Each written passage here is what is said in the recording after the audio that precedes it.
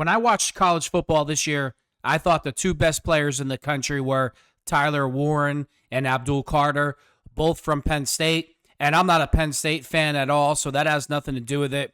But when I watched these two players in college football coming into this year's draft, I think these two players are the safest picks in the entire draft. Now, Tyler Warren, I really do think he will be the next Gronk. He is that good. He is absolutely sensational. Against USC, Penn State threw him a screen. He threw the ball back to the quarterback, ran down the field, outjumped 2 or 3 defenders, and came down with the touchdown. He's super athletic. He is gigantic. He is no maintenance whatsoever. I really believe this is the next Gronkowski. And I know we signed Pat Freiermuth to a long-term deal, gave him good money, but you can never have too many offensive weapons where you can control the inside of the field. Remember what Bill Belichick was trying to do with Tom Brady with Gronkowski and Aaron Hernandez before Aaron Hernandez crashed out? That's what the Patriots were trying to do. Think about this. If Aaron Hernandez doesn't do what he did, and you have Gronkowski, Hernandez, and Julian Edelman all controlling the middle of the field, getting up the seams in the middle of the field, the New England Patriots could have probably won 3 or 4 more Super Bowls. And this is what Tyler Warren brings to your team. He is a fantastic player. So I was reading through the articles today. I find an article that says the Pittsburgh Steelers might be open to drafting a tight end if Tyler Warren is available at pick number 21, and nothing would make me happier. This guy is a great player. Let's jump into the article. The Pittsburgh Steelers hold the number 21 pick in the first round of the 2025 NFL Draft, and there's been all sorts of rumors and speculation about where the Steelers could go with the pick. While defensive line seems to be the favorite, running back has been floated as an option, and Ray Fittipaldo of the Pittsburgh Post-Gazette threw a new position into the mix at number 21. Fittipaldo said on the Fan Morning Show on 93.7 The Fan that the Steelers could consider drafting a tight end, specifically Penn State's Tyler Warren or Michigan's Colston Loveland if they fall to Pittsburgh. I'm not crazy about the Michigan tight end at all. Tyler Warren, he's a different specimen. I don't have a problem at all if the Pittsburgh Steelers use their first round pick on Tyler Warren, but Michigan's Colston Loveland, I think that's a bit of a stretch. If Tyler Warren's not available, I don't think you go tight end at all.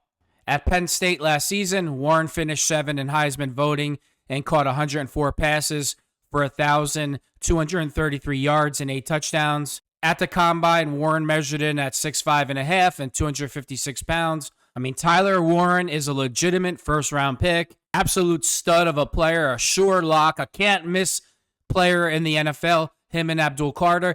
I'm not saying this to say anything derogatory about Travis Hunter, because I do believe that Travis Hunter deserves to be a first-round pick.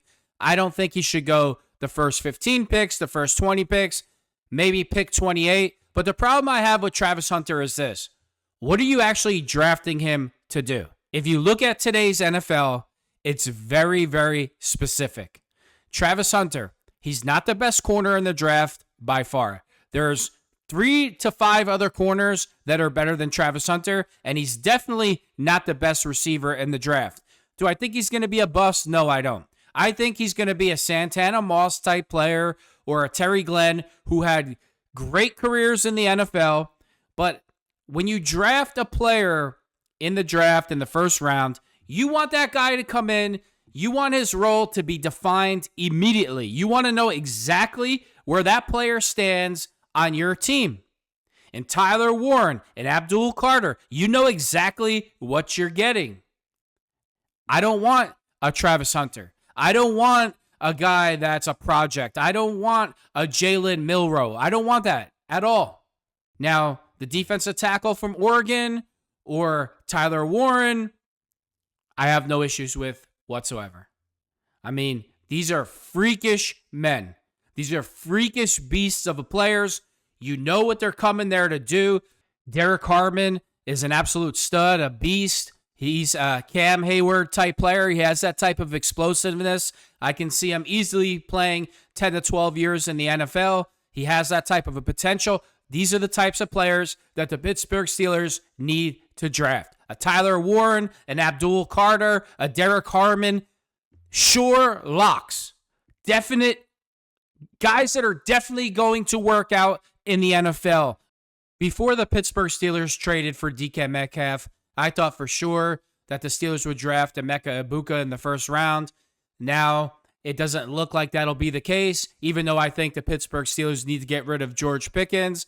But I was doing some reading today, and I came across an article. Ship has sailed on Emeka Egbuka after Steelers trade for DK Metcalf, Dulac believes. Before the Pittsburgh Steelers traded for wide receiver DK Metcalf, draft prospect Emeka Egbuka was receiving a lot of attention. That chatter has nearly faded entirely from existence, but not quite completely. Some still believe the Steelers could take a wide receiver in the first round, even with Metcalf. While Jerry Dulac didn't address the position as a whole, he did say that he doesn't believe the Steelers would draft Egbuka 21st overall after trading for Metcalf. I doubt it, he said in response to a question in a recent chat session, but I can tell you I really like him as a perfect fit for the Steelers and a perfect complement for Metcalf when George Pickens is gone. This is a really tough decision for the Pittsburgh Steelers. You know, I think Egbuka could be a Hines Ward, Lewis Lips, all rolled into one type receiver with better speed, his blocking on the perimeter, his unselfish attitude. He's quite a player. He's an excellent player, an excellent human being. I'd be happy with any of these three picks. All of these players have shown in college that they're dedicated to their craft. They're going to be great professionals, and you're not going to have any issues with them. Their professionalism on the field, off the field, and in the locker room. Egbuka, Harmon, and Tyler Warren, I'd be completely thrilled with any of these three players. I'm going to end it with this. Some of the Steelers media is trying to make a big deal about Art Rooney's comments yesterday. Well, we're not going to wait forever. I don't really think these comments were meant to push Aaron Rodgers. I just think Art Rooney's being completely honest. I have a business to run, a team to run. We can't wait a million years for you. You know, we're going to give you another week or two.